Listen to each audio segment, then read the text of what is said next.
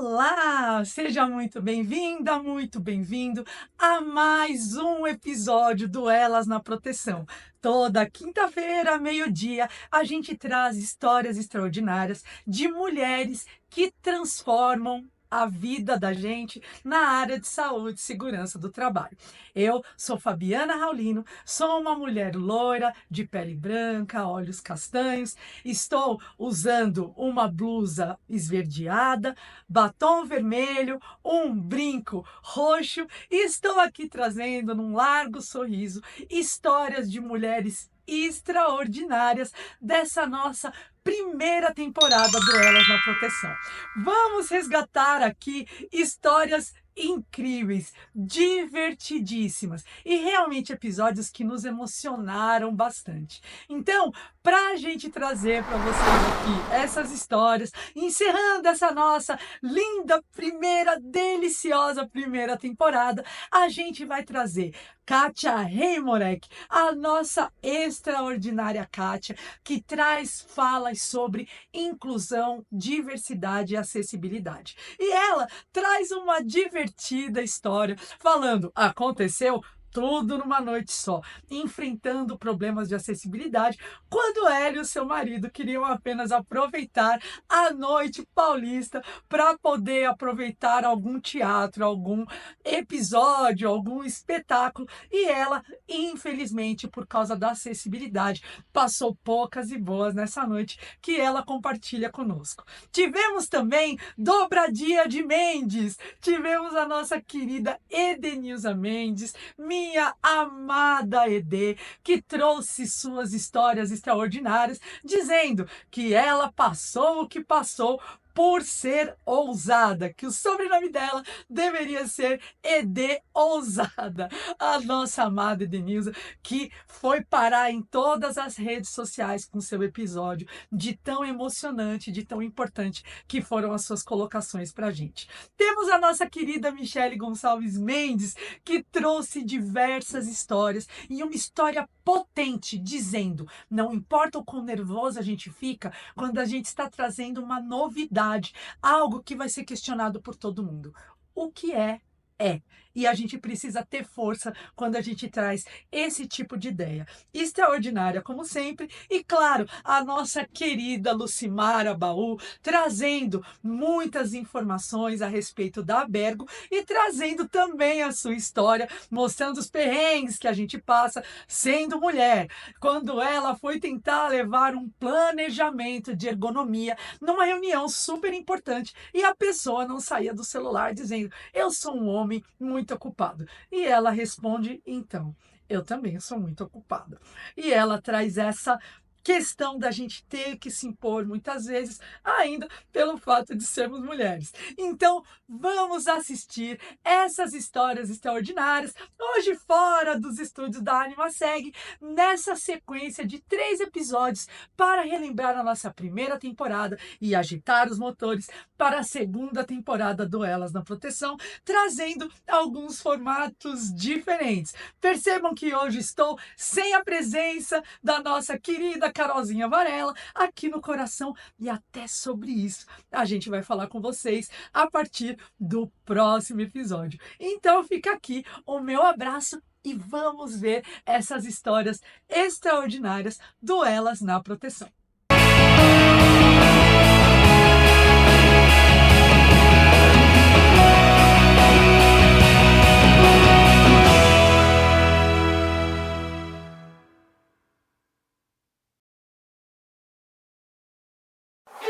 O nosso propósito é tornar o mundo um lugar mais seguro. E é essa missão que move nossos mais de 4.300 associados em cerca de 140 países.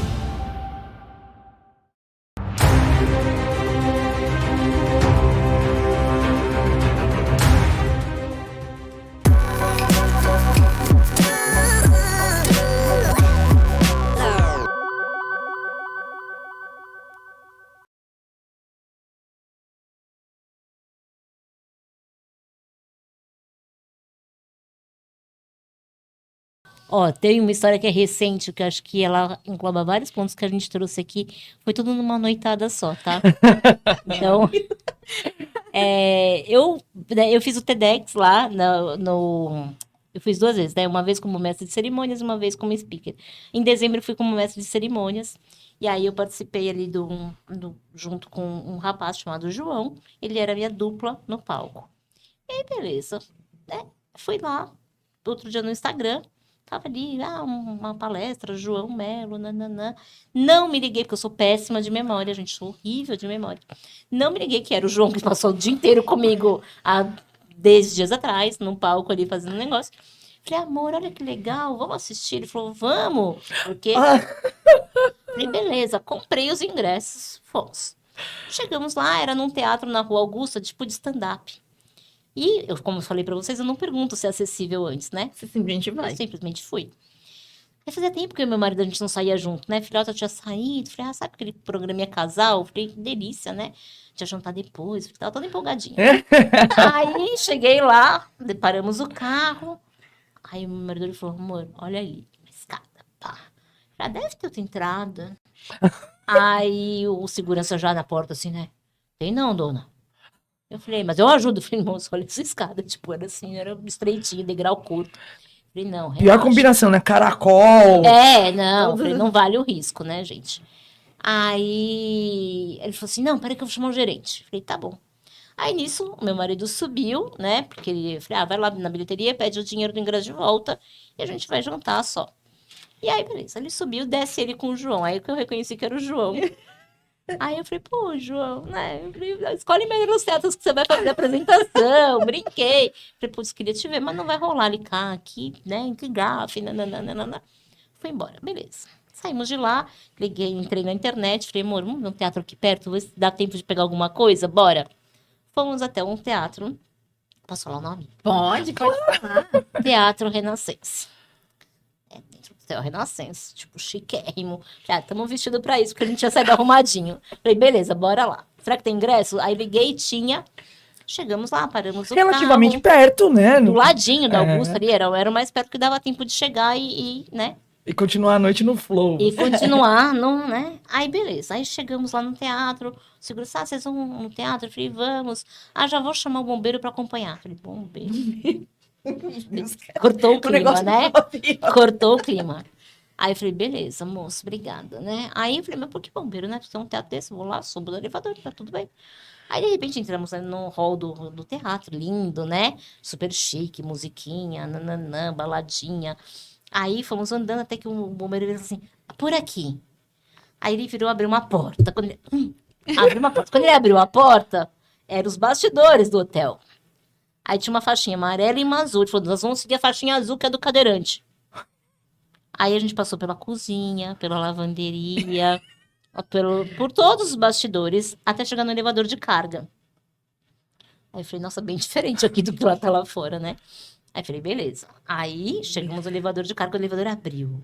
Aí quando abriu, tinha um rapaz com lixo. Aí ele falou, não, dona, eu tô saindo. Eu falei, não, moço, você tá trabalhando, pode ficar. Tipo, eu que tô atrapalhando, né? Aí eu entrei no elevador com lixo, tipo, já não tava mais cheirosinha, essa hora já não... Meu Deus. Aí, beleza. Aí, subimos, fomos lá, chegamos no lugar da bilheteria. Compramos os ingressos, aí não tinha mais nada ali perto, assim, tava tudo meio apagado. Aí a moça falou assim, porque na hora de entrar, o bombeiro vem buscar vocês de novo. Meu Deus. Eu falei, não é aqui. Aí ela falou, não, o bombeiro vem buscar. Eu falei, tá bom. Aí faltava quase 1 hora pra peça ainda. Eu falei, amor, a gente podia ir lá tomar um café, né? Aí ele falou, tem que chamar o bombeiro. Eu falei, tem que chamar o bombeiro. Enfim, e aí, por sorte, o café dali do andar abriu, o rapaz veio, a gente tomou café lá mesmo, ufa, né? Aí chamamos o bombeiro na hora de entrar no teatro, sem acessibilidade, porque o bombeiro queria levar minha cadeira, meu marido, não, eu que levo, tipo, não é você que vai levar minha... E aí, sabe quando a noite é toda atropelada? Você fala, cara, é muita vontade de sair pra ver uma peça. A peça tem que ser muito boa, muito. Foi muito boa. De fato, foi muito boa. Foi um monólogo incrível. Situação, né, gente? Mas você fala, cara... E aí, aquilo me parou pra refletir muito, porque isso faz o quê? 1 mês e pouquinho, tá? Quentinha a história. É Quente. quente. E outra, em São Paulo. Em São Paulo, né? Tá. É quente. Meio do Brasil, assim. E as pessoas falam assim, tem acessibilidade? Tem. É digna? Não. Não é digna. Sim. Né? Eu não precisava passar por aquilo. E aquilo me lembrou minha época da balada, da faculdade, que eu saía na porra louquice. E tudo bem entrar pela cozinha das baladas que eu ia, porque onde passava o carrinho com a comida, passava a cadeira de rodas da Kátia. Então eu tava acostumada a entrar pelos bastidores. A vida inteira eu entrei pelos bastidores. Mas eu não quero entrar mais pelos bastidores. Deu, né? Eu não deu, sabe? Então o que a gente precisa fazer para mudar isso, né? Não adianta eu reclamar pro bombeiro ou pra menina da bilheteria, porque não são os donos do hotel, que não falta dinheiro, né? Sim. Para botar um elevadorzinho ali. Falta, Sim, não falta, né? Tem escada rolante. Pô, não, escada rolante não é, não passa. Nem que eu quisesse, minha cadeira não passa na escada rolante. É um perigo, mas não passa, né?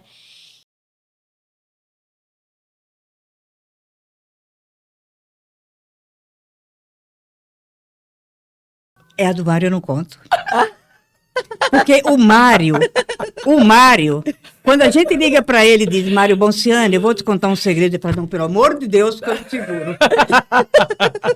E como ele foi envelhecendo, você pode contar com tranquilidade, não é, Mário, o segredo, porque ele não lembra de quem contou. Como ele troca os nomes, aí se disserem que foi você, você fala, eu não fui. Então, o Mário, se ele for entrevistado, ele conta. Mas eu tenho alguns arrependimentos quando eu fui ousada. E eu acho que meu sobrenome devia ser Ousada. Conta pra nós, conta pra gente. Tive vários, mas, por exemplo, um deles, eu estava no Ministério do Trabalho e houve uma denúncia, uma reportagem no Fantástico, sobre as viúvas de uma cidade do Espírito Santo, onde tinha marmoraria, exploração de mármore. E não tinha quem convencesse aquelas pessoas que aquela condição da extração de mármore estava causando mortes. Uma cidade tinha as viúvas, Guaraci, se eu não me lembro o nome da cidade. E nós pedimos, na época, que o grupo da cidade, do Espírito Santo, fosse fazer a fiscalização. Mas quando você é da região, você fica muito exposto quando faz uma fiscalização. Seus filhos estudam na escola dos outros, esposas, é muito risco. E as pessoas te intimidam dando um tiro na janela, você não vai perder a vida em função disso. Aí nós nos deslocamos de Brasília para evitar que as pessoas da cidade se expusessem. Eu era magra na época. Acho que engordei por estresse pós-traumático. E quando nós fomos, as pessoas, a extração de mármore era de um lado, aquelas montanhas do outro, e dinamitavam, quando dinamitavam do lado de cá, esqueciam que estava do lado de lá. Não sei se eu estou me fazendo entender. Sim. E, de repente, aquelas pedras, e você sem a mínima ideia de onde se proteger. Eu fiquei embaixo de um caminhão. Esse explosivo em pedreira. Explosivo.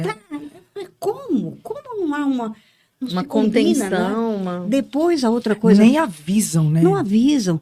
E a outra coisa é que aqueles caminhões, eles colocam aqueles blocos de mármore, inúmeros, amarram como que... E sem nenhuma proteção, sem nenhuma vistoria daquele caminhão. E aquilo descendo e caindo. Então, estava justificado aquele número de mortes. Foi um trabalho muito interessante, foi perigoso, aquele barulho, aquelas bombas. Eu falei, o que eu estou fazendo aqui, sabe? Podia estar tomando um caldo de cana na Paraíba. Mas foi maravilhoso pelo seguinte... Isso foi feito depois contato com outros ministérios. Entrou uma figura grande, Mário Parreiras, né, para a ANR, sobre marmorarias, né, para cuidar disso. Mário Parreiras é ícone. Para quem não conhece, vale a pena conhecer como profissional, como amigo, uma figura engraçadíssima e que faz. Então, eu me arrependi, achei que não ia voltar, eu podia ser morta, porque as ameaças depois foram grandes. E a turma deu conta.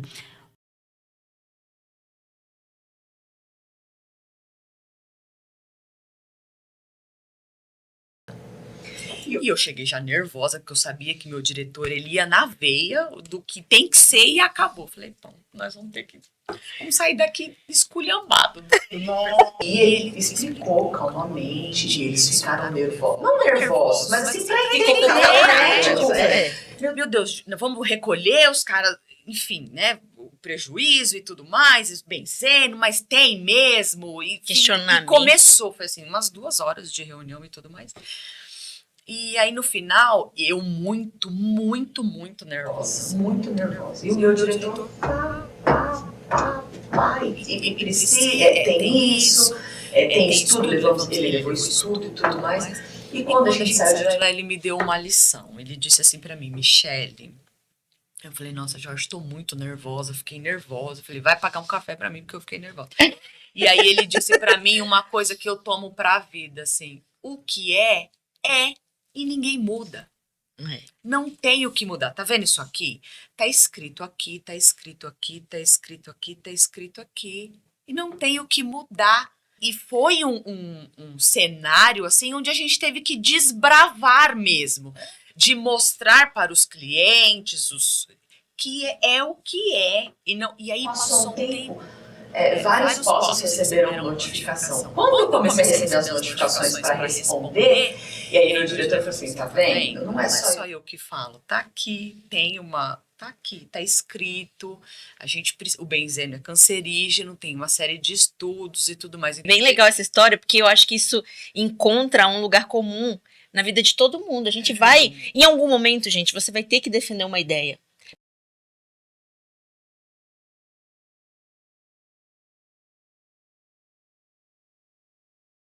Olha, na verdade a gente passa um monte, né?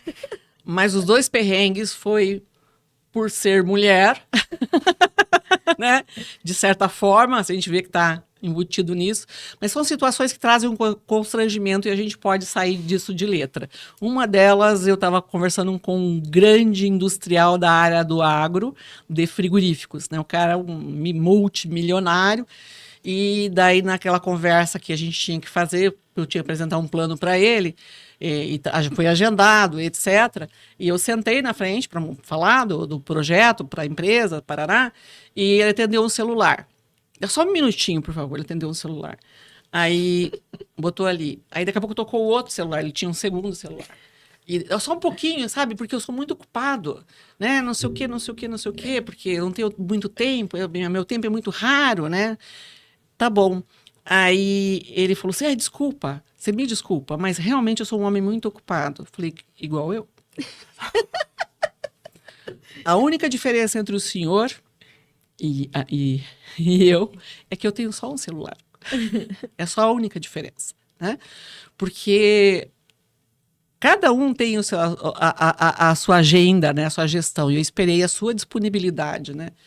Então, eu gostaria de um tempinho, se o senhor pudesse.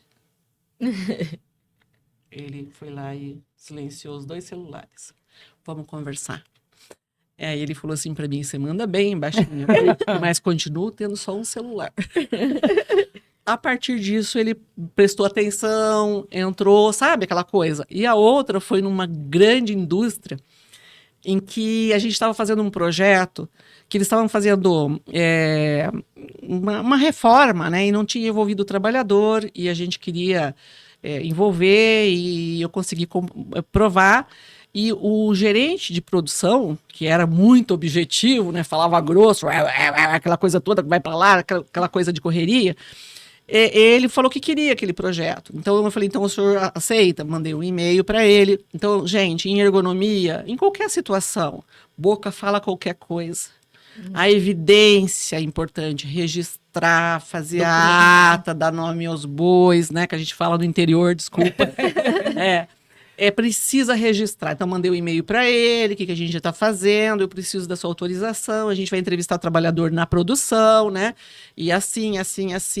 Eu contratei uma psicóloga para me ajudar, que tinha uma testagem que eu queria que ela fizesse da psicologia para agregar no meu trabalho, né? Eu sei interpretar, mas eu não posso, não tenho competência, nem no direito legal de aplicar aquela testagem. E fazia as entrevistas e tal. E ele deu ok, né? E começamos a fazer o trabalho, e foi. Aí um dia ele chegou, eu estava lá na produção, fazendo uma entrevista com o trabalhador, e claro, ele perguntou, quem que é essa aí, né? Porque ele lá não lembrava que é essa fulana que estava naquele dia, né? E daí chegou para mim e falou, quem que é você? Eu falei, olha, eu sou a Lucimar da ergonomia, lembra? Não lembro de nada, só faz favor, chega aqui. Tinha as salinhas deles, eram quadradinhos, assim, pequenos. Esse homem falou alguns minutos. Quem que vocês pensam? Quem que você é? Porque nós estamos tá tirando o cara do trabalho da produção. Ele fez, assim, ele me humilhou de um jeito tão grande, né? Aí ele falou, o cara ele precisava botar pra fora, né? Transtornado. Aí ele terminou de falar, ele falou, a senhora não vai falar nada? Aí ele falou, senhora, né? Aí eu falei pra ele assim, posso? Agora o senhor pode me ouvir? O senhor podia sentar pelo menos, né? Porque eu sentei, ele ficou em pé, né? Gostaria que o senhor sentasse.